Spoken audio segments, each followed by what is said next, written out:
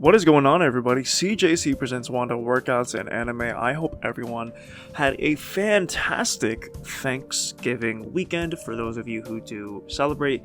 If not, I just hope y'all had a fantastic weekend in general. We are back with our chapter reviews.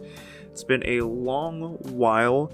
I did not review chapter 1131. I don't think I will. I will continue where I left off, of course, where that chapter ended, but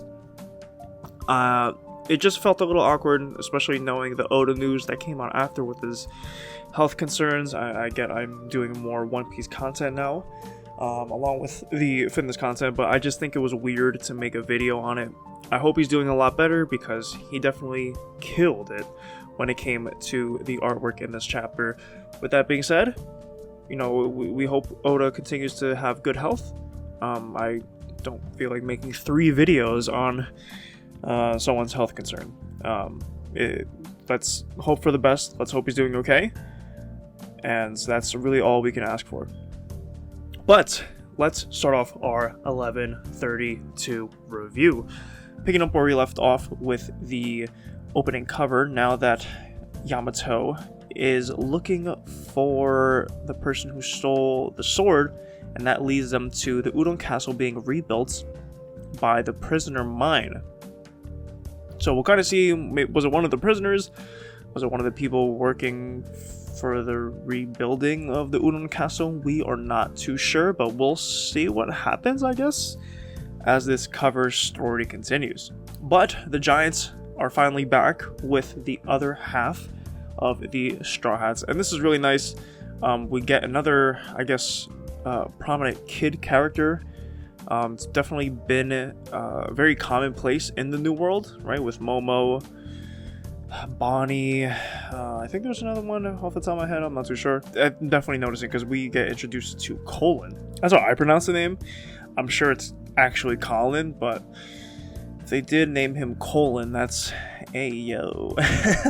Very aware of the Straw Hats pirates, now that the fact that he's one of the Yonko. And it looks as if Juruden is also rejoining him. And this is one of the more mystical aspects that I love about One Piece, is this rainbow bridge. And the fact that, you know, the rest of the Straw Hats are like, oh, we're gonna ride on this? Like, how is that possible? And we kind of got something similar, with the Sky Clouds in Skypiea.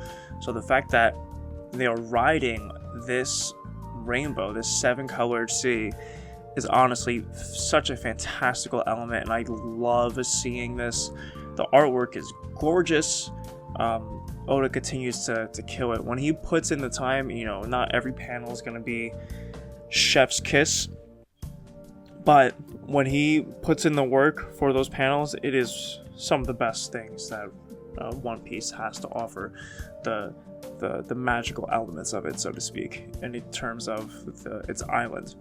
But now Luffy has rejoined the the Giants on the bridge, being upset at the fact that the Sunny was caught. And for some reason, this conversation has to be kept shush shush.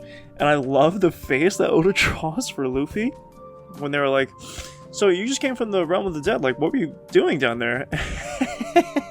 Luffy's face is fucking incredible, and I love the quote, like, "You're awfully sweaty even though it's freezing out here." So that was just genuinely hilarious. I love that interaction, and I love how Luffy's just a shit liar. Like, I feel like with most main characters, they're just, you know, too honest about some things. And of course, we have this guy once again trying to chase Nami and Chopper. Honestly speaking, I understand why the Straw Hats need to be separated, just to give shine on certain character dynamics. Like, when we had the original 5 plus Chopper, you know, going through what people are donning it as Legoland, it was really fun. I loved the interactions. They were absolutely fantastic. But I gotta be honest with you, I don't think there's a genuine need. You know, maybe just so we can get the interaction with Loki, because I don't think they would encourage Luffy to go down to the realm of the dead by himself anyway. There's that, and then of course there's the note, so to speak, or the signal sent from Vivi in the news, right? The newspaper. So this way, the other Straw Hats that aren't aware of their origin, they don't necessarily catch on. So I'm guessing that's the reason why it's nice to separate them. But I think in terms of the overall story, I think we should have just gone straight to Elbaf. That's just me. I definitely want to see more of the exploration. It's not to say that I'm not enjoying it, which I really do. I think it's one of the better parts of One Piece. I know people want to see the major fights and stuff like that, but that's not what the heart and soul of One Piece is. You know, it's not a Dragon Ball Daima situation where the original roots of Dragon Ball was travel, right? Exploring the world, exploring these different parts of the region, collecting the Dragon Balls. You know, more so people are now fixated on the fights, right? With Dragon Ball Super, the Tournament of Power, stuff like that. That's what people are more fixated on, which is, you know, one of the reasons, outside of the shit marketing Dragon Ball Daima has had, one of the reasons that people aren't the biggest fans of it. I realize this is a One Piece chapter, but I just wanted to include my thoughts there on that. And funny enough, this guy's colleagues on the new giant crew don't even like this guy as well, so it's very funny to see. I love the interactions. And of course, the Straw Hat crew once again reunites, which is very nice to see. And I love this fucking spread of, I guess it's the Sun Realm, right? Because they broke it down into 3 realms: Heaven, Sun, and Death, I believe. But looking at this spread, I mean, it is absolutely gorgeous. I love seeing it. We are finally here after, what, 25 years? 20 plus years. We're finally in Elbaf. And it is just absolutely fucking gorgeous. I genuinely feel Usopp's tears when I finally see this, because it's incredible. And of course, we got some interesting quotes. Everyone's amazed. From the person named Louis Ardenat. Now, I did some little prior research, and he actually did write something for Little Garden as well. So it's interesting that we do have this warning, and then we have one more thing to note, which is the silhouette character. But do not linger there for too long. What could that possibly mean? Is there no escape? I'm not too sure.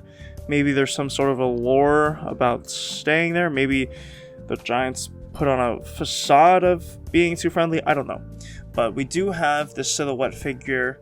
Who knows who this could be? This could be Scopper Gaban, right? Is this the person that Shanks saw leading, you know, when he said, like, oh, I'm just in Elbaf visiting a friend?